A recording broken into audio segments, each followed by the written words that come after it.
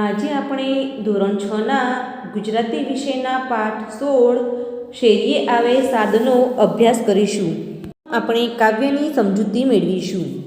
કુંજમાં કોયલ બોલતી એનો શેરીએ આવે સાદ, હાલને આંબા વાડીએ હજી પોરની તાજી યાદ. સમજૂતી: વૃક્ષો વેલાઓની ઘટામાં કોયલ બોલે છે એટલે કે ટહુકે છે. એનો અવાજ શેરી સુધી સંભળાય છે. ગયા વર્ષની આંબાવાડિયાની યાદ હજી તાજી છે. ચાલો મિત્રો, આપણે રમવા માટે આંબાવાડીએ જઈએ. પાંદડુએ નહીં પેખે એવો ઝૂલતો એનો મોર, કોઈને મોટા મરવા અને કોઈને છે અંકોર. સમજૂતી: ત્યાં આંબા ઉપર મોર એવો તો ઝૂલે છે કે આંબા ઉપર એકેય પાંદડું દેખાતું નથી. કોઈ આંબાને મોટા મરવા એટલે કે કાચી કેરીઓ છે, તો કોઈ આંબાને અંકુર ફૂટ્યા છે. ડોલતી ડાળે ઘૂમીએ આપણ ગજવી ઘેરો નાદ, કુંજમાં કોયલ બોલતી એનો શેરીએ આવે સાદ. સમજૂતી: આંબાની ડોલતી ડાળીએ આનંદ મસ્તીની ચીચિયારીઓ કરીને ચાલો આપણે ઘૂમી વળીએ. વૃક્ષો વેલાઓની ઘટામાં કોયલ બોલે છે, ટહુકે છે. એનો અવાજ શેરી સુધી આવે છે, સંભળાય છે. ઘરનું નાનું આંગણું ગમે મોકળું મોટું વન, કોઈનો એ રંજાડ નહીં ને ખેલવા મળે દન. સમજૂતી: રમવા માટે ઘરનું આંગણું નાનું પડે છે.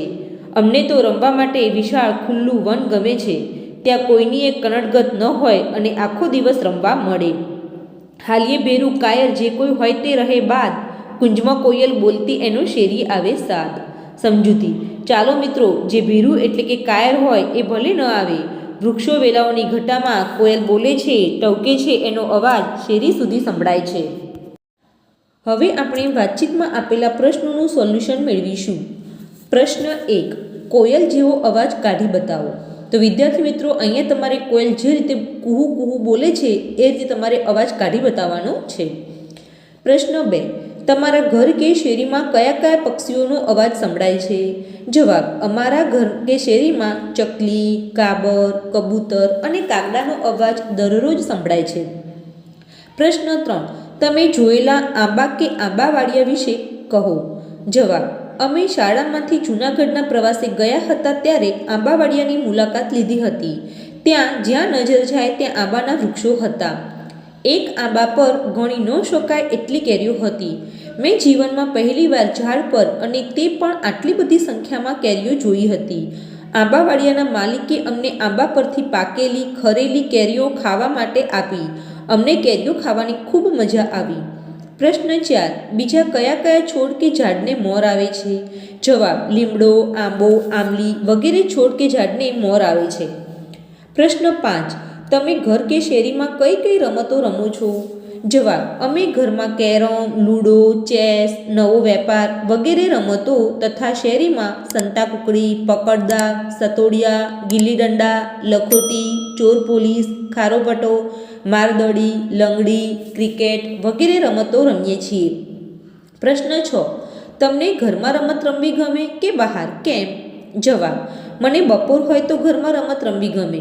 જ્યારે સવારે કે સાંજે રમવાનું હોય તો શેરીમાં રમતો રમવી ગમે. કારણ કે બપોરની ગરમીમાં શેરીમાં રમવાથી બીમાર પડવાની શક્યતા રહે છે. ચામડીનો રંગ કાળો થઈ જાય છે. પ્રશ્ન 7. રમતી વખતે કોઈ રોકટોક કરે તો તમને ગમે? કેમ? જવાબ: રમતી વખતે કોઈ રોકટોક કરે તો મને બિલકુલ ન ગમે. કારણ કે વારંવાર તેમ થવાથી રમતમાં ધ્યાન આપી શકાતું નથી. રમતમાં વિક્ષેપ પડે છે, જેથી તે રમવામાં મજા આવતી નથી. પ્રશ્ન 8. રમતી વખતે તમને કોઈએ રોકટોક કરી હોય તેના વિશે કહો. જવાબ: અમારી શેરીમાં રહેતા લાભુ કાકી બીમાર રહેતા હોવાથી અમે મોટા અવાજે શેરીમાં રમીએ ત્યારે તેઓ રોકટોક કરે છે. આ સિવાય અમારી શેરીમાં કોઈ રોકટોક કરતું નથી. 2. કવિતામાં ન આવતા હોય તેવા શબ્દ કે શબ્દજૂથ પર ચેકો મારો. તો અહીંયા આપણને કેટલાક શબ્દો આપેલા છે. એમાંથી કેટલાક શબ્દો કવિતામાં આવે છે, જ્યારે કેટલાક શબ્દો કવિતામાં આવતા નથી. તો જે શબ્દો કવિતામાં આવતા ન હોય તેવા શબ્દો ઉપર ચેકો મારવાનો છે. તો કવિતામાં આવતા ન હોય તેવા શબ્દો છે: દોડો, સાંભળે, ફળ, ફૂલ, મોટું આંગણું, સાંકડું વન, સાંજ, સાથી વગેરે. 3. કાવ્યના આધારે સાચું કે ખોટું લખો. ખોટું વાક્ય સુધારીને લખો. તો અહીંયા કેટલાક વાક્યો આપણને આપેલા છે જે સાચા છે, જ્યારે કેટલાક વાક્યો ખોટા છે. તો ખોટું વાક્ય સુધારીને લખવાનું છે. 1. કોયલનો અવાજ છેક ઘર સુધી સંભળાઈ રહ્યો છે. ખોટું. કોયલનો અવાજ છેક શેરી સુધી સંભળાઈ રહ્યો છે. 2. મોરથી પાંદડા ઢંકાઈ ગયા છે. સાચું. 3. આખા આંબા પર નાની કાચી કેરીઓ બેસી ગઈ છે. ખોટું. કોઈ આંબા પર કાચી કેરીઓ છે તો કોઈ આંબા પર અંકુરો ફૂટ્યા છે. 4. મોટો અવાજ કરી ડાળીઓ પર ફરવું છે. ખરું. 5. રમવા માટે ઘરનું આંગણું ગમે છે. ખોટું. સાચું વાક્ય છે રમવા માટે વિશાળ વન ગમે છે. 6. મોકળાશવાળી જગ્યાએ આખો દિવસ રમવાની મજા પડે. સાચું. 4. ગદ્યમાંથી પદ્યમાં અને પદ્યમાંથી ગદ્યમાં રૂપાંતર કરો.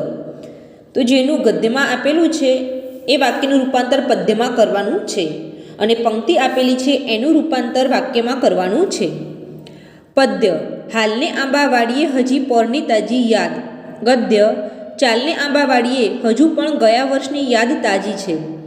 પદ્ય: કોઈને મોટા મરવા અને કોઈને છે અંકોર.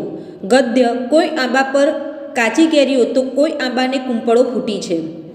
પદ્ય: ઘરનું નાનું આંગણું ગમે મોકળું મોટું વન. ગદ્ય: રમવા માટે ઘરનું આંગણું નાનું પડે છે, અમને તો રમવા માટે વિશાળ વન ગમે છે. પદ્ય: હાલીએ ભેરું કાયર જે કોઈ હોય તે રહે બાદ. ગદ્ય: ચાલો મિત્રો, જે ડરપોક હશે તે બાકાત રહેશે. 5. કવિતાના આધારે નજીકનો અર્થ ધારો અને ખરું કરો. તો અહીંયા એક શબ્દ આપેલો છે, એનો અર્થ કવિતાના આધારે ધારવાનો છે અને એના ઉપર ખરું કરવાનું છે. શેરી એટલે ફળિયું. પર એટલે ગત વર્ષ. ઝૂલવું એટલે લટકવું. ઘૂમવું એટલે રખડવું. નાદ એટલે અવાજ. ભેરું એટલે મિત્ર. 6. ઘાટા અક્ષરના શબ્દ માટે કાવ્યમાં વપરાયેલ શબ્દ લખો. તો જે શબ્દ આપેલો છે એની જગ્યાએ કાવ્યમાં વપરાયેલો શબ્દ લખવાનો છે. કોયલનો અવાજ શેરી સુધી સંભળાઈ રહ્યો છે. તો અવાજની જગ્યાએ કાવ્યમાં સાદ શબ્દ સંભળાયો છે. 2. એટલો મોર ઝૂલી રહ્યો છે કે પાંદડું એ જોઈ શકાતું નથી. તો જોઈ માટે કાવ્યમાં પૈખી શબ્દ વપરાયો છે. જંગલની ખુલ્લી જગ્યામાં આખો દિવસ રમવાની મજા પડે. તો કાવ્યમાં જંગલ માટે વન શબ્દ વપરાયો છે. 4. આખો દિવસ રમવા મળશે. તો દિવસ માટે કાવ્યમાં દન શબ્દ વપરાયો છે. 5. બીકળ મિત્ર રમવા આવશે નહીં. તો બીકળ માટે કાયર શબ્દ વપરાયો છે. 6. જે મિત્રને ડર લાગતો હોય તે બાકાત રહેશે. તો કાવ્યમાં બાકાત માટે બાદ શબ્દ વપરાયો છે. 7. પ્રશ્નોના જવાબ લખો. તો અહીંયા આપણને કેટલાક પ્રશ્નો આપેલા છે, એના જવાબ લખવાના છે. પ્રશ્ન 1. કવિ શેરી છોડી ક્યાં જવા કહે છે? જવાબ: કવિ શેરી છોડી આંબાવાડિયામાં જવાનું કહે છે. પ્રશ્ન 2. આંબાવાડીએ મિત્રોને શા માટે બોલાવવામાં આવ્યા હશે? જવાબ: આંબાવાડીએ મિત્રોને ગયા વર્ષની યાદ તાજી કરાવવા અને આંબાની ડાળીઓ પર ઝૂલવા માટે બોલાવવામાં આવ્યા હશે. પ્રશ્ન 3. કાવ્યમાં આંબાવાડિયાનું કેવું વર્ણન કરવામાં આવ્યું છે?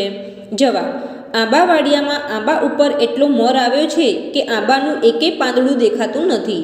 કોઈ આંબાને કુમળી કુંપળો ફૂટી છે તો કોઈ આંબાને મરવા આવ્યા છે. મોરની માદક સુગંધથી આનંદમાં આવીને આંબાવાડિયામાં કોયલ ટહુકે છે. પ્રશ્ન 4. આંબાવાડિયામાં જઈને સૌ મિત્રો શું કરશે?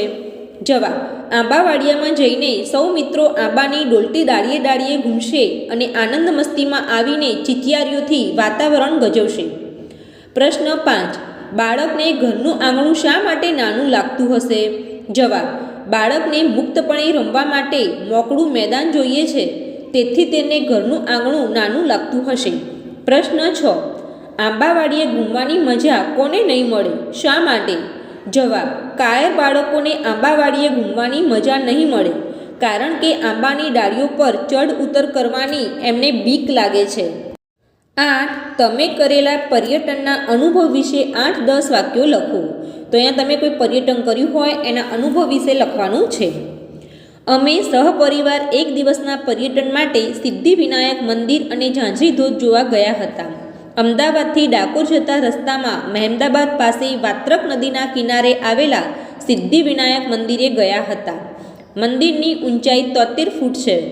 મુંબઈના સિદ્ધિવિનાયક મંદિરની મૂર્તિ જેવી જ મૂર્તિ અહીં સ્થાપિત કરવામાં આવી છે. દેશના આ સૌથી મોટા ગણેશ મંદિરમાં મુંબઈના સિદ્ધિવિનાયક મંદિરમાંથી અખંડ જ્યોત લાવીને અહીં સ્થાપિત કરવામાં આવી છે. ગણેશ ભગવાનના આ મંદિરમાં ક્યાંય સિમેન્ટ કે લોખંડ નથી વપરાયું, પરંતુ જમીનની 20 ફૂટ નીચે શિલાનું ફાઉન્ડેશન છે અને એ જ શિલા પર તે ઊભું કરાયું છે. આ મંદિરમાં વિશ્વના અન્ય 10 જેટલા દેશોમાં ગણેશજીની પ્રતિકૃતિઓ પણ સ્થાપિત કરવામાં આવી છે.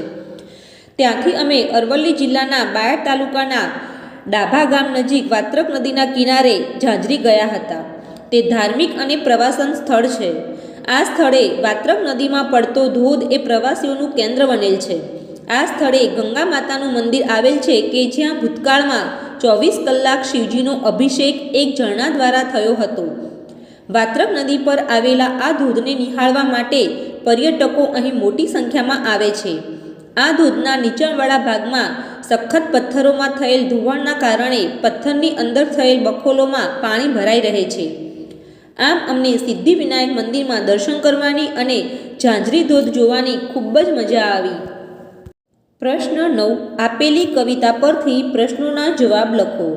તો અહીંયા વાયરા વન વગડામાં વાતાતા નામની એક કવિતા આપેલી છે. એ કવિતા વાંચવાની છે અને એના આધારે પ્રશ્નોના જવાબ લખવાના છે. પ્રશ્ન 1. આ કવિતામાં કઈ ઋતુની વાત કરવામાં આવી છે? જવાબ: આ કવિતામાં ઉનાળાની વાત કરવામાં આવી છે. પ્રશ્ન 2. કવિતા અનુસાર ધરતી અને આકાશની સ્થિતિ કેવી હશે? જવાબ: કવિતા અનુસાર ધરતી ગરમીથી ધકેલી અને આકાશ તપેલું એટલે કે ગરમ હશે. 3.